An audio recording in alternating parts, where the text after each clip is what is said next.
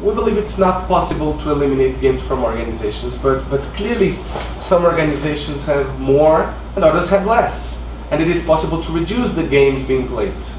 So our clients have typically found great value in reducing games when developing leaders, by training and coaching people on their way to higher levels of management, or when developing high-performance teams by improving team dynamics, and when leading large-scale change programs by identifying the games preventing the change and accelerating a culture transformation.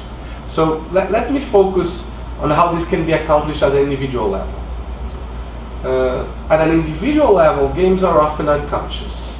And even when they are conscious, they are not really thought of as games. So over time, games have become habits, and these habits have become accepted. And we often live in a trance, either accepting or no longer realizing what is taking place around us.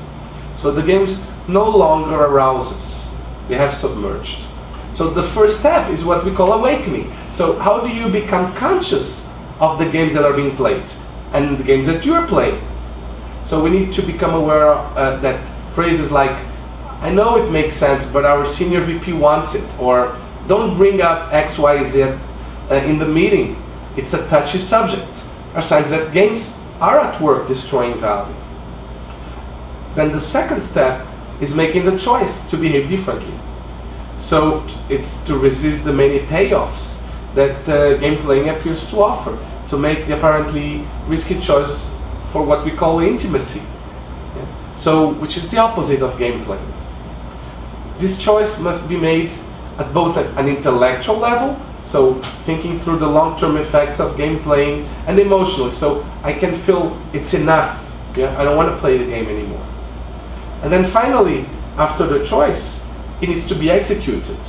So the games need to be called, or interrupted, and more meaningful dialogues need to replace the games. And we call these three steps the ACE model: awakening to the games, choosing not to play, and executing by approaching organizational life in a more intimate way. We can also look at games at an organizational level. So companies, they build up patterns of games, specific configurations of linked games that we're calling a company's ecology of games. For example, if sandbagging is played in a company, often victim is also being played, as I explained before. In one company we studied, many country managers were playing rubber stamp, where they hired a consultant approved by the CEO just to make sure that they were not made responsible for the decisions taken. As they lost trust on these country managers, headquarters then started playing central approval, controlling headcount, expenses, and investments at a micro level.